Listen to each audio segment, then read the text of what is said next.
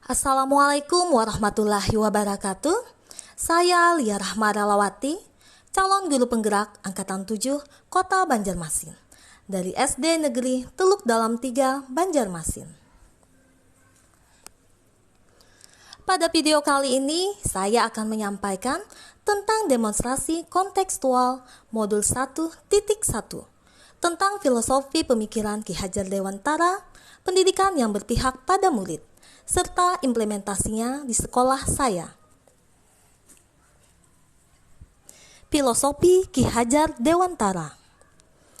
Menurut Ki Hajar Dewantara, pendidikan memberi tuntunan terhadap segala kekuatan kodrat yang dimiliki anak agar ia mampu mencapai keselamatan dan kebahagiaan yang setinggi-tingginya, baik sebagai seorang manusia maupun sebagai anggota masyarakat.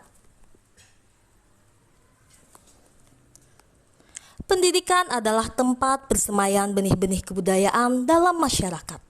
Ki Hajar Dewantara memiliki keyakinan bahwa untuk menciptakan manusia Indonesia yang beradab, maka pendidikan menjadi salah satu kunci utama untuk mencapainya.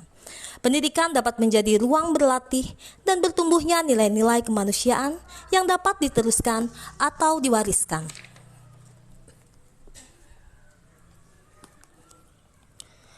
Ki Hajar Dewantara mengingatkan pendidikan itu hanya dapat menuntun tumbuh atau hidupnya kekuatan kodrat yang ada pada anak-anak, agar dapat memperbaiki lakunya, bukan dasarnya hidup dan tumbuhnya kekuatan kodrat anak.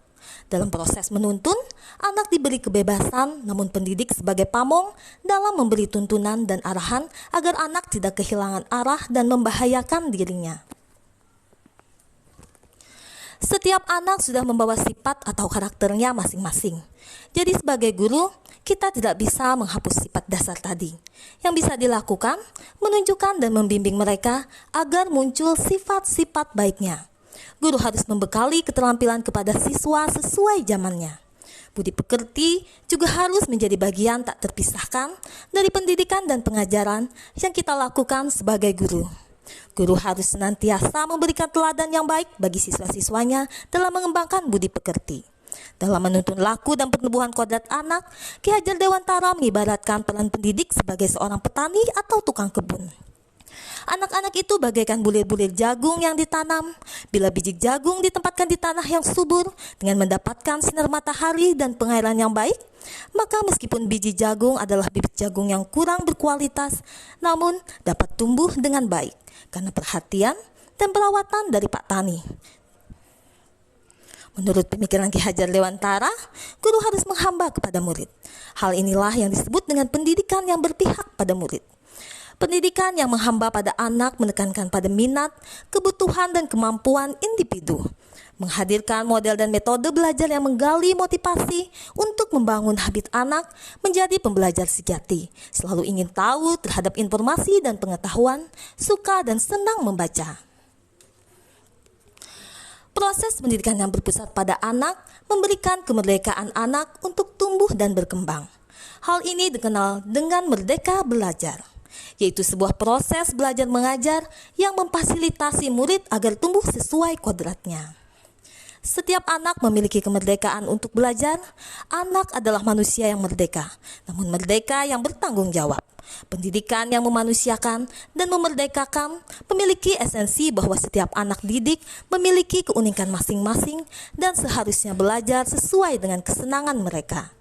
Sudah semestinya anak diberi ruang kebebasan yang seluas-luasnya untuk mengeksplorasi potensi diri serta berekspresi secara kreatif serta didukung penuh oleh guru sebagai fasilitator. Implementasi di sekolah. Berikut ini adalah contoh implementasi di sekolah yang sudah menerapkan pemikiran Ki Hajar Dewantara. Untuk menumbuhkan karakter, kami membiasakan untuk senyum, sapa, dan salam dari anak kepada guru, dan juga sebaliknya, sehingga akan terbentuk budi pekerti mereka yang sopan dan santun. Selain itu, setiap pagi anak-anak selalu membawakan lagu nasional dan lagu daerah, dan juga mengikuti upacara bendera setiap hari Senin untuk menumbuhkan sikap nasionalisme. Selanjutnya, kegiatan di sekolah kami yang sudah menerapkan ide atau gagasan pemikiran Ki Hajar Dewantara di bidang religius, yaitu kegiatan Jumat Takwa, sholat zuhur berjamaah, dan mengikuti berbagai kegiatan keagamaan seperti peringatan Maulid dan juga khataman Al-Quran, serta adanya pembacaan Asmaul Husna dan surah pendek sebelum pembelajaran di dalam kelas.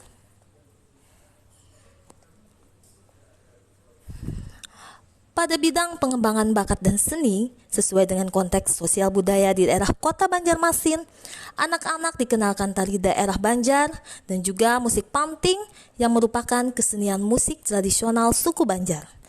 Selain itu, mereka dikenalkan dengan berbagai kegiatan ekstrakurikuler seperti drum band, seni musik Maulid Habsyi, dan juga kegiatan kepramukaan sesuai dengan bakat dan minat mereka masing-masing.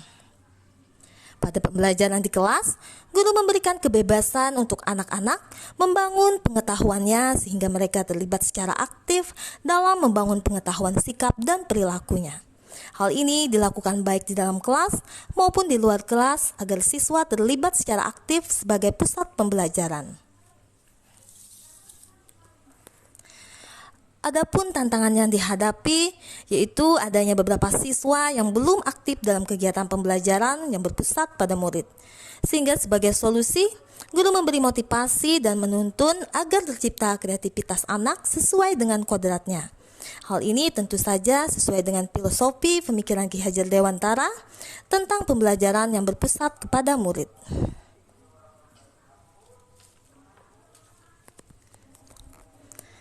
Demikian tadi demonstrasi kontekstual pendidikan yang berpihak pada murid.